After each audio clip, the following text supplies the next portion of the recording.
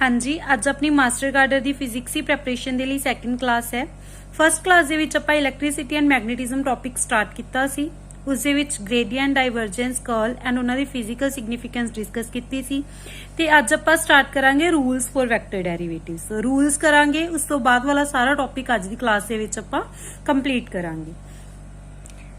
हाँ जी, रूल्स तो स्टार्ट करते हैं, बट रूल्स तो पहला आप सपोज दो वैक्टर्स अज्यूम कर लेने, बिकॉज आप रूल्स नू वेरीफाई कर सकते हैं। फिर suppose A vector is equal to 3t square I cap plus 2t J cap, B vector is equal to t I cap minus 3t K cap. ये अपने कोल दो वैक्टर्स ने, दोनों वैक्टर्स t दे फंक्शंस ने। हुण आपां रूल्स डिस्कस करांगे one by one, ਆਪਾਂ ਇਹਨਾਂ ਨੂੰ यूज करांगे। देखो फर्स्ट अपने कोल की है, फर्स्ट रूल है जो d by D T of A vector plus B vector is equal to d by D T of A vector plus d by D T of B vector. इथों की show हो रहा है, अगर आप पहला दोनों वैक्टर्स नू ऐड करके फिर उन्हां दा डेरिवेटिव लैने आ, या फिर आप पहला अलग अलग डेरिवेटिव लैके, जिवें ए वैक्टर दा अलग तो डेरिवेटिव लिया, बी वैक्टर दा अलग तो डेरिवेटिव लिया, फिर उन्होंने ऐड करते हैं तो रिजल्ट की आएगा, सेम आएगा। दोनों वैक्टर्स नू ऐड करके डेरिवेटिव लईए, या फिर सिंगल सिंगल वैक्टर का डेरिवेटिव लैके फिर ऐड करिए, रिजल्ट की आएगा, सेम आएगा। Now let us verify it. आप वेरीफाई करते हैं इसनू। A vector plus B vector find out करो। पहला ए वैक्टर ते बी वैक्टर नू जदों भी ऐड करते हैं, देखो ये तो आई थिंक सबनों क्लीयर होएगा कि दो वैक्टर्स नू ऐड करते हैं जदों, तो आई कैप वाला कंपोनेंट आई कैप वाले कंपोनेंट दे विच ऐड हुंदा है, जे कैप वाला जे कैप दे विच ते के कैप वाला के कैप दे विच। दोनों दे विच आई कैप वाला कंपोनेंट पे है तो ऐड किया 3t स्क्वायर प्लस t आ जाएगा। जे कैप वाला कंपोनेंट सिर्फ ए वैक्टर दे विच है तो रह जाएगा 2t जे कैप, ते के कैप वाला कंपोनेंट सिर्फ बी वैक्टर दे विच है, ये आ जाएगा माइनस 3t के कैप।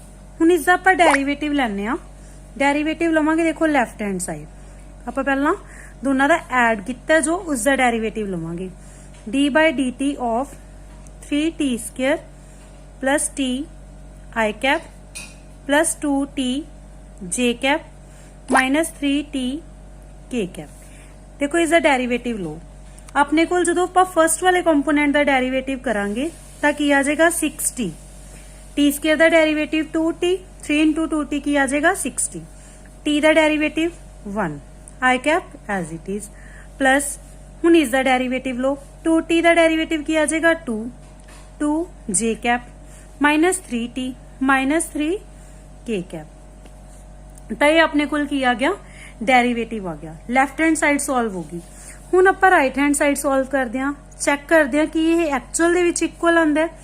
देखो d by D T of A vector की वैल्यू की है 3t square I cap plus 2t J cap plus d by D T of B vector, d by D T of B vector. What is B vector? t I cap minus 3t K cap. Now let us solve it. d by D T of 3t square is 6t। देखो 2t square का derivative हुंदा है 2t, जो 2t 3 नाल multiply होएगा तो 6t आ जाएगा। 6t आई कैप, इसका डेरिवेटिव लो 2 जे कैप, बिकॉज t का derivative with respect to t 1 हो जाता है, प्लस t आई कैप का डेरिवेटिव की हो जाएगा 1 आई कैप माइनस 3 के कैप। देखो आई कैप वाले कंपोनेंट्स नूं आपां इकट्ठे लिख सकते हैं तो की आ जाएगा 6t I cap plus 1 I cap plus 2 J cap minus 3 के कैप। जे आप इन्होंने दोनों के विचों आई कैप कॉमन कढ़ लीए तो अपने को की आ जाएगा 6t plus 1 I cap plus 2 J cap minus 3 के कैप। जो लैफ्ट हैंड साइड आई सी वही राइट हैंड साइड आ गई। तो ये अपने को फर्स्ट रूल है, फर्स्ट रिलेशन है कि अगर आप दोनों वैक्टर्स नू ऐड करके फिर उसका डेरिवेटिव लईए, जां कल्ले कल्ले वैक्टर का डेरिवेटिव लैके फिर ऐड करिए, ये की आएगा, इक्वल आएगा। हुण अपने कोल सैकेंड रूल की है। हुण देखो तुसीं वो दोनों वैक्टर्स लैके वेरीफाई कर सकते हो, जो भी रूल्स मैं करवाऊंगी। d by D T of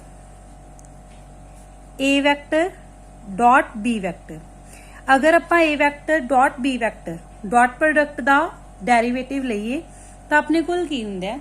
देखो पहला अगर D A vector upon D T आ गया, पहला आपां फर्स्ट वाले दा डेरिवेटिव लिया तो डॉट दे विच बी वैक्टर आ जाएगा as it is plus A vector as it is dot D B vector upon D T.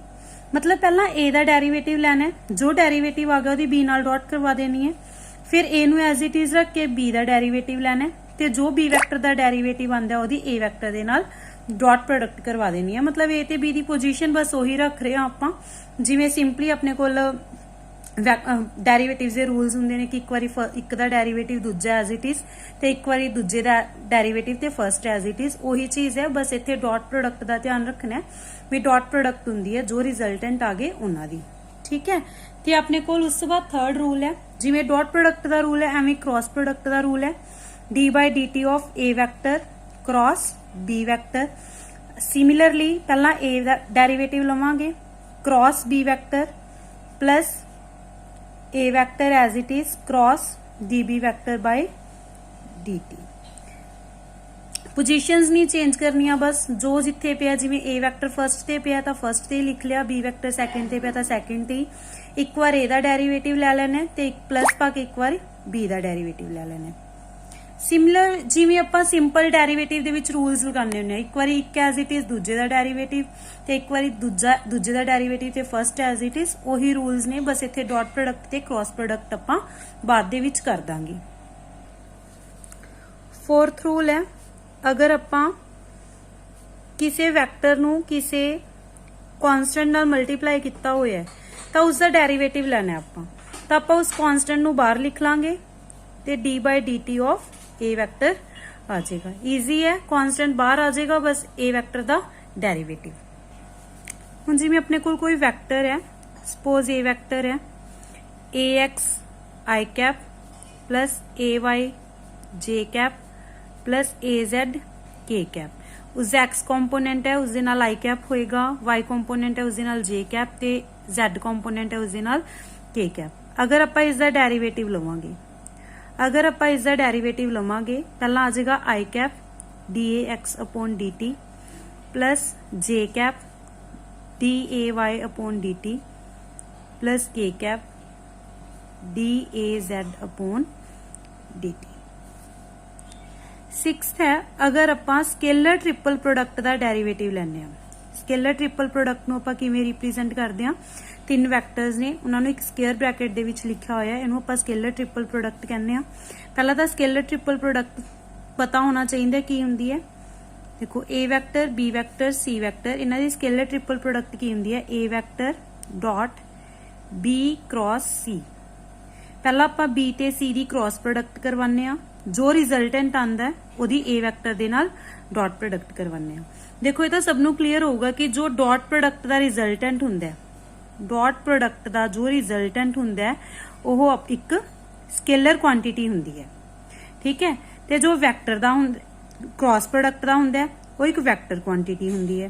तो पहला आपां क्रॉस प्रोडक्ट करवावांगे, एक वैक्टर आ जाएगा, ये भी एक वैक्टर है, फिर वैक्टर दी वैक्टर नाल डॉट प्रोडक्ट करवावांगे, रिजल्टेंट की आऊगा स्केलर, इसीलिए इहनूं स्केलर ट्रिपल प्रोडक्ट कहने आ।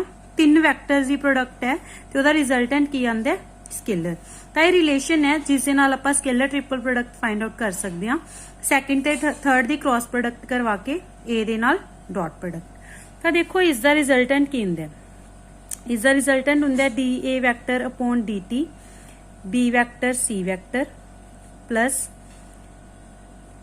ए vector as it is D B vector upon D T C vector plus A vector as it is B vector as it is D C vector upon D T.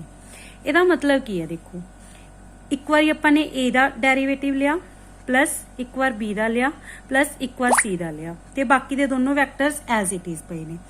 ਤਾਂ देखो इसनों किवें solve करोगे, B ਤੇ सी ਦੀ cross product करवा के जो आ जाएगा ओदी D A vector upon D T नाल स्केलर डॉट प्रोडक्ट, जिवें आपां इत्थे सॉल्व कीती है स्केलर ट्रिपल प्रोडक्ट, इत्थे भी उवें ही होएगी, बस इत्थे की आ जाएगी डेरिवेटिव्स आ जाएंगे, ठीक है। इनू आपां कल्ले कल्ले नू सॉल्व कर सकते हैं, बट ये रिजल्टेंट हुंदा है। अगर स्केलर ट्रिपल प्रोडक्ट का डेरिवेटिव लेना है तो ये अपने कोल रिजल्टेंट है। एक बार फर्स्ट वाले का derivative B C as it is, एक बार बी का डेरिवेटिव ए ते C as it is, positions will not change, positions वही रहनगियां ए बी ते C ਦੀਆਂ। ਹਾਂਜੀ, ਹੁਣ ਆਪਣਾ ਰੂਲਸ ਫॉर ਵੈਕਟਰ ਡੈਰੀਵੇਟਿਵਸ ਵਾਲਾ ਟੌਪਿਕ ਕਵਰ ਹੈ ਤੇ ਹੁਣ ਆਪਾਂ useful relations involving gradient divergence and curl, fundamental theorems, Gauss divergence theorem, Stokes theorem ਇਹ ਕੰਪਲੀਟ ਕਰਾਂਗੇ। ਬਟ ਇਹਨੂੰ ਕੰਪਲੀਟ ਕਰਨ ਤੋਂ ਪਹਿਲਾਂ ਆਪਣੇ ਕੋਲ ਇੱਕ ਟੌਪਿਕ ਹੈ integrals, line integral, surface integral, volume integral, ਜੋ ਕਿ ਸਿਲੇਬਸ 'ਚ ਨਹੀਂ ਮੈਂਸ਼ਨ ਬਟ ਇਹ ਥਿਊਰਮਸ ਕਰਨ ਲਈ, ਰਿਲੇਸ਼ਨਸ ਕਰਨ ਲਈ ਆਪਾਂ ਨੂੰ ਉਹ ਇੰਟੈਗਰਲ ਸਮਝਣੇ ਜ਼ਰੂਰੀ ਨੇ। ਤਾਂ ਪਹਿਲਾਂ ਆਪਾਂ ਇੰਟੈਗਰਲਸ ਡਿਸਕਸ ਕਰਾਂਗੇ, ਉਸ ਤੋਂ ਬਾਅਦ ਆਪਾਂ ਇਹ ਟੌਪਿਕਸ ਕਵਰ ਕਰਾਂਗੇ। ਹੁਣ ਆਪਾਂ ਇੰਟੈਗਰਲ ਸਟਾਰਟ ਕਰਦੇ ਹਾਂ। ਫਰਸਟ ਹੈ ਆਪਣੇ ਕੋਲ ਲਾਈਨ ਇੰਟੈਗਰਲ। ਲਾਈਨ ਇੰਟੈਗਰਲ ਦੇ ਵਿੱਚ ਕੀ ਹੁੰਦਾ ਹੈ, ਸਪੋਜ਼ ਕੋਈ ਵੈਕਟਰ ਹੈ E ਵੈਕਟਰ, ਇਹ ਆਪਣੇ ਕੋਲ ਇੱਕ 3D ਸਪੇਸ ਦੇ ਵਿੱਚ ਪਿਆ ਹੈ। 3D ਸਪੇਸ ਦੇ ਵਿੱਚ ਪਿਆ, ਆਪਾਂ ਕਿਸੇ ਵੀ ਪੁਆਇੰਟ ਤੇ ਅਗਰ ਪੋਜੀਸ਼ਨ ਵੈਕਟਰ ਦੇਖਣਾ ਹੁੰਦਾ ਹੈ ਤਾਂ ਉਹ R ਵੈਕਟਰ ਨਾਲ ਡਿਨੋਟ ਹੁੰਦਾ ਹੈ। R ਵੈਕਟਰ ਦੇ ਆਪਣੇ ਕੋਲ X, Y, Z ਕੰਪੋਨੈਂਟਸ ਹੁੰਦੇ ਨੇ। ਸਪੋਜ਼ ਇਸ E ਵੈਕਟਰ ਦੀ ਵੈਲਿਊ ਆਪਾਂ ਨੂੰ ਇੰਨੇ ਪੋਰਸ਼ਨ ਦੇ ਵਿੱਚ ਪਤਾ ਹੈ, ਇਸ ਇੰਨੇ ਪੋਰਸ਼ਨ ਦੇ ਵਿੱਚ, ਅਤੇ ਉਸ E ਵੈਕਟਰ ਦੀ ਵੈਲਿਊ ਆਪਾਂ ਪੂਰੀ ਲਾਈਨ ਦੇ ਅਲੋਂਗ ਕੱਢਣੀ ਹੈ। ਪੂਰੀ ਲਾਈਨ ਦੇ ਅਲੋਂਗ ਕੱਢਣ ਲਈ ਆਪਾਂ ਇੰਨੇ ਪੋਰਸ਼ਨ ਦੇ E ਵੈਕਟਰ ਨੂੰ ਕੀ ਕਰਾਂਗੇ, ਇੰਟੀਗ੍ਰੇਟ ਕਰਾਂਗੇ। ਬਿਕੋਜ਼ ਆਪਾਂ ਨੂੰ ਪਤਾ ਅਗਰ ਇੰਟੀਗ੍ਰੇਟ ਕਰਦੇ ਆ ਤਾਂ ਸਮਾਲ ਪੋਰਸ਼ਨਸ ਕੰਬਾਈਨ ਹੋ ਕੇ ਆਪਾਂ ਨੂੰ ਫਾਈਨਲ ਰਿਜ਼ਲਟ ਦਿੰਦੇ ਨੇ। ਹੁਣ ਸਪੋਜ਼ ਜੋ ਇਹ ਇੰਨਾ ਪੋਰਸ਼ਨ ਹੈ ਇਹਨੂੰ ਆਪਾਂ dr ਵੈਕਟਰ ਨਾਲ ਡਿਨੋਟ ਕਰ ਦਿਆਂਗੇ। dr ਵੈਕਟਰ ਨਾਲ ਡਿਨੋਟ ਕਰਦੇ ਆ ਤਾਂ ਆਪਣੇ ਕੋਲ ਟੋਟਲ ਵੈਕਟਰ ਦੀ ਵੈਲਿਊ ਕੀ ਆ ਜਾਏਗੀ, along the line E vector dot dr vector. What is dr vector?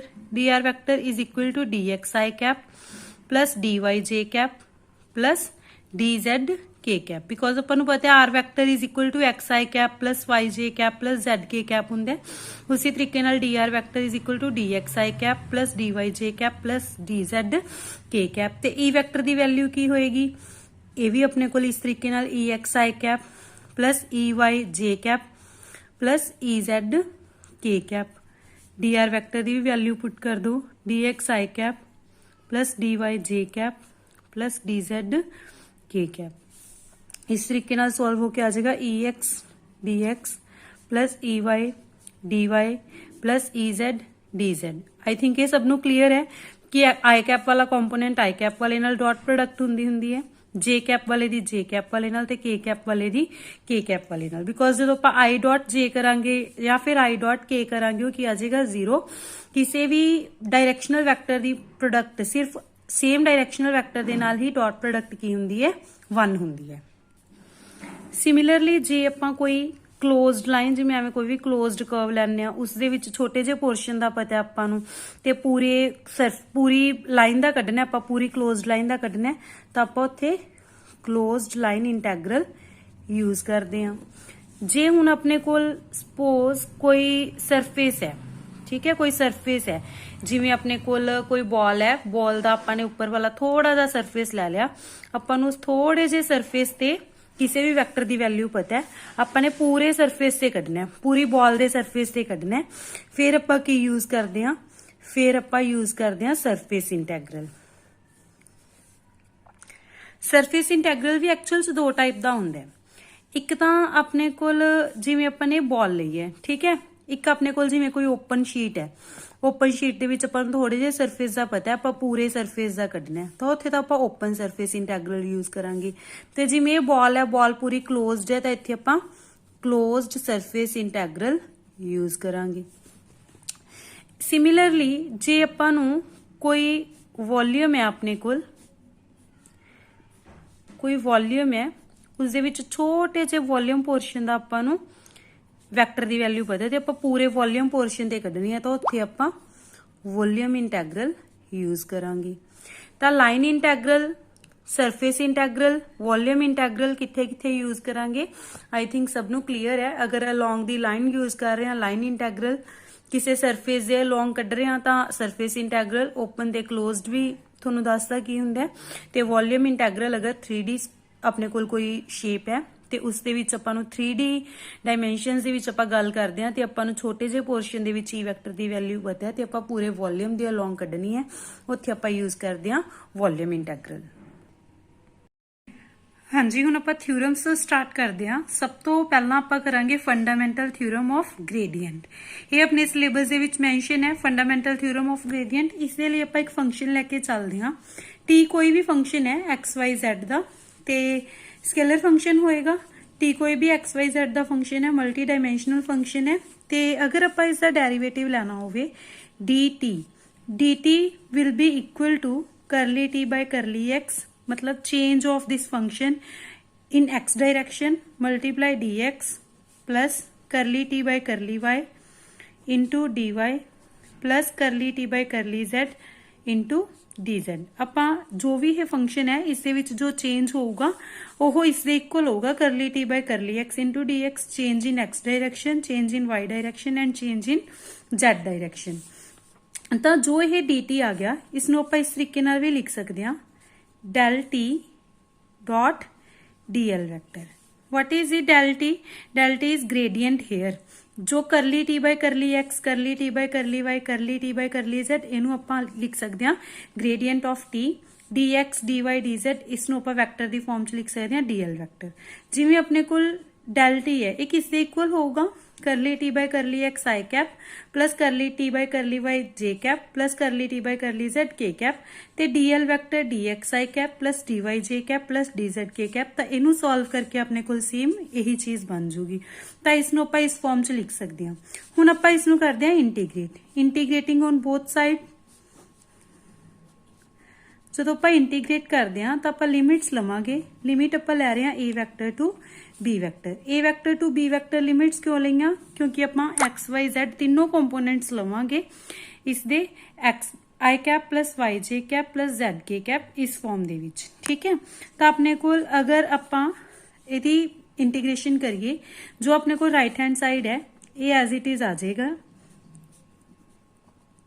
A vector to B vector. जो लैफ्ट हैंड साइड है सॉल्व हो जाएगा, डी टी की इंटीग्रेशन हो जाती है टी ते limit A vector to B vector. Again इसनू एज इट इज लिखिया आपां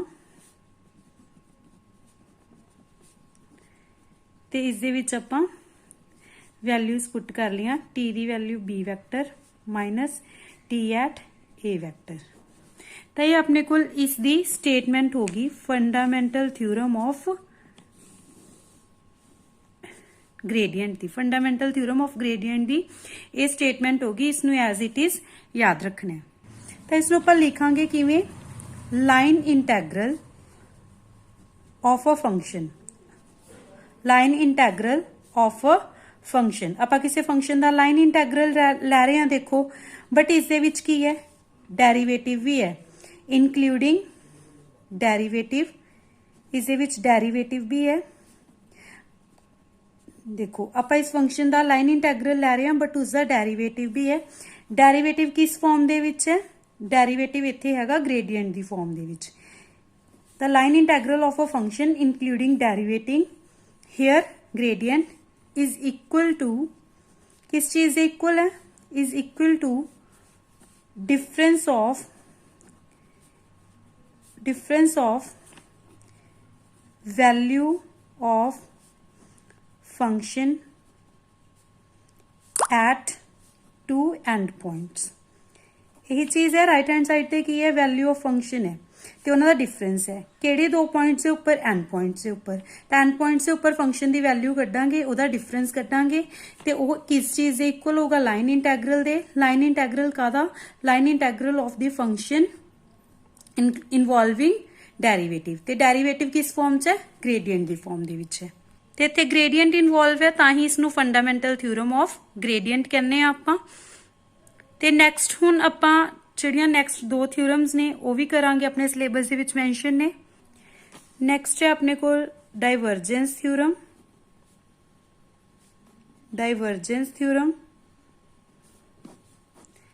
इसनू गॉस थ्योरम भी कहने आ और ग्रीन थ्योरम भी कहने आ।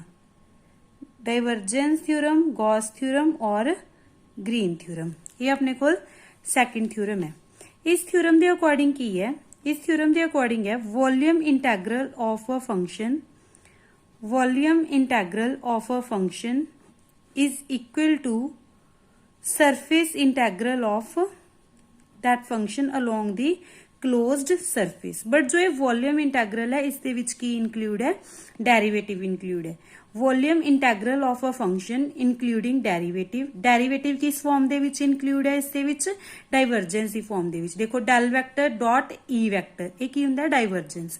तो volume integral of a function including derivative in the form of divergence is equal to surface integral of that function along the closed surface। देखो वॉल्यूम भी उसी सरफेस दी होएगी जो इनक्लोज्ड होगा। अपने कोल जिवें कोई बॉल है, बॉल दा आपां थोड़ा जा सरफेस लिया ओदे अलोंग इंटैग्रल लै रहे हां जां फिर पूरी वॉल्यूम दे अलोंग इंटैग्रल लै रहे हां तां सरफेस जिस चीज दा वॉल्यूम होगा ओही सरफेस दे अलोंग गल कर रहे हैं। इस दे विच आपां हुण कोई ओपन सरफेस लै लिया आपां ओदी तां वॉल्यूम ही नहीं होगी, तां इहदी वॉल्यूम नहीं होगी तां इत्थे ये थ्योरम एप्लीकेबल नहीं हैगी। ये थ्योरम एप्लीकेबल है along the closed surface only जिसकी वॉल्यूम भी होवे।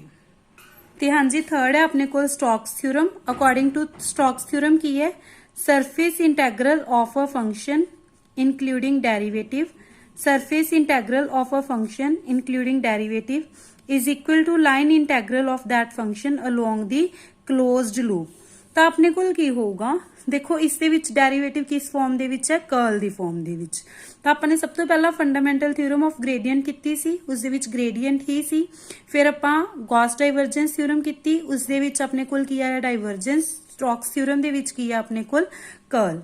कर्ल पता है जो भी डेल वैक्टर क्रॉस कोई भी वैक्टर हुंदा तो अपने कोल की हुंदा कर्ल कहने आपां उसनूं। ते इह अपने कोल किसी भी सरफेस दे अलोंग अगर आपां सरफेस इंटैग्रल कढदे हां ते कर्ल इहदे विच इनवॉल्व है तां अपने कोल उसी फंक्शन दे लाइन इंटैग्रल दे इक्वल इसकी वैल्यू होएगी। ते ये अपने कोल की है स्टोक्स थ्योरम। ते हुण आपां करांगे कुछ होर relations, some other relations involving gradient, divergence and curl. तो ये सारे रिलेशंस बहुत ज़्यादा इंपॉर्टेंट ने। एग्जाम दे विच कोई भी रिलेशन दे के अपन कह सकते हैं कि choose the right one, choose the wrong one. तो ये सारे रिलेशंस जरूरी ने। या फिर स्टोक्स थ्योरम का अपने को एक्सप्रैशन की होएगा, गॉस डाइवर्जेंस थ्योरम का एक्सप्रैशन की होएगा, ਜਾਂ ਕੱਲ ਆਪਾਂ ਜੋ ਕੀਤਾ ਸੀ कर्ल ग्रेडियंट डाइवर्जेंस वो फाइंड आउट करने आ सकते हैं, न्यूमेरिकल फॉर्म च आ सकते हैं। तो ये सारिया चीज़ां ही जरूरी ने ते सारिया चीज़ां ही आपां समझनिया ने, सारे रिलेशन समझने ने ते उन्होंने आपां स्टेटमेंट फॉर्म दे विच किवें लिख सकते हैं। कई बार स्टेटमेंट्स आ सकदियां ने चूज दी रॉन्ग वन, चूज दी राइट वन। तो ये सब आपां नूं क्लीयर होना चाहिए। तो हुण आपां करांगे कुछ होर रिलेशन जिन्हां दे विच ग्रेडियंट डाइवर्जेंस ते कर्ल इनवॉल्व ने। फर्स्ट है अपने कोल divergence of E is equal to limit v approaches to 0 1 by v surface integral of that field along the closed surface। What is E vector dot ds vector? E vector dot ds vector की हुंदा है flux. इहनूं आपां की कहने आ flux. तो अपने को actual च इत्थों बनदा की है कि टोटल फ्लक्स पर यूनिट वॉल्यूम। आपां टोटल फ्लक्स लिया उन्होंने पर यूनिट वॉल्यूम फाइंड आउट कर लिया। पर यूनिट वॉल्यूम क्योंकि आपां 1 by v कर रहे हैं। Enclosed by surface drawn, enclosed by surface drawn around a point when volume tends to 0। इसनों अपन ने जो आह इक्वेशन है इसनों स्टेटमेंट फॉर्म दे विच लिखिया है कि एक ही है टोटल फ्लक्स पर unit volume drawn around a point. आपां कोई सरफेस लिया उसके ऊपर कोई पॉइंट लिया इसते जो फ्लक्स होएगा, फ्लक्स हमेशा आउटवर्ड हुंदा, नॉर्मल टू दी सरफेस हुंदा। इत्थे जो फ्लक्स होएगा इस पॉइंट दे अराउंड अपन एक छोटा जा सरफेस लिया होया है। इत्थे जो फ्लक्स होएगा per unit volume will be equal to divergence of E vector ते वॉल्यूम टेंड्स टू 0 है। तां इह जिहड़ा होएगा is equal to divergence of that vector. ਤਾਂ ਇਹ ਆਪਣੇ ਕੋਲ ਫਸਟ ਰਿਲੇਸ਼ਨ ਹੈ ਜਿਸ ਦੇ ਵਿੱਚ ਡਾਈਵਰਜੈਂਸ ਇਨਵੋਲਵ ਹੈ। ਸੈਕੰਡ ਰਿਲੇਸ਼ਨ ਆਪਣੇ ਕੋਲ ਹੈ ਕਰਲ ਆਫ ਅ ਵੈਕਟਰ। ਇਹ ਕਰਲ ਹੈ ਕਿਉਂਕਿ ਆਪਾਂ ਕ੍ਰਾਸ ਪ੍ਰੋਡਕਟ ਕਰਵਾ ਰਹੇ ਹਾਂ ਇਹਦੀ ਡਾਈਵਰਜੈਂਸ ਦੇ ਨਾਲ, is equal to limit s tends to 0 1 by s is into line integral of that field along the closed loop। ਤਾਂ ਜੋ ਕਰਲ ਹੋਊਗਾ ਉਹ ਕਿਸ ਦੇ ਇਕੁਅਲ ਹੋਊਗਾ, ਉਹ ਇਕੁਅਲ ਹੋਏਗਾ ਲਾਈਨ ਇੰਟੈਗਰਲ ਦੇ along the closed loop per unit surface when surface tends to 0। Third relation अपने कोल होएगा E vector is equal to divergence of V, sorry gradient of V। जो अपने कोल इलैक्ट्रिक फील्ड हुंदा है वो ग्रेडियंट ऑफ V दे इक्वल हुंदा है, तो ये भी अपने कोल एक रिलेशन है E vector is equal to gradient of V। Fourth relation है अपने कोल, एक्चुअल से एक रिलेशन नहीं एक रिजल्ट है। अगर अपने कोल किसी भी वैक्टर फंक्शन का जो डाइवर्जेंस है वो 0 हुंदा है तो आप उसनूं कहने आ solenoidal vector field. Solenoidal vector field. अगर अपने कोल किसी भी वैक्टर फंक्शन की क्रॉस प्रोडक्ट 0 हुंदी है उसनूं कहने आ इरोटेशनल वैक्टर। अगर अपने कोल किसी की भी cross product not equal to 0 हुंदी है तो उसनूं आपां कहने आ रोटेशनल।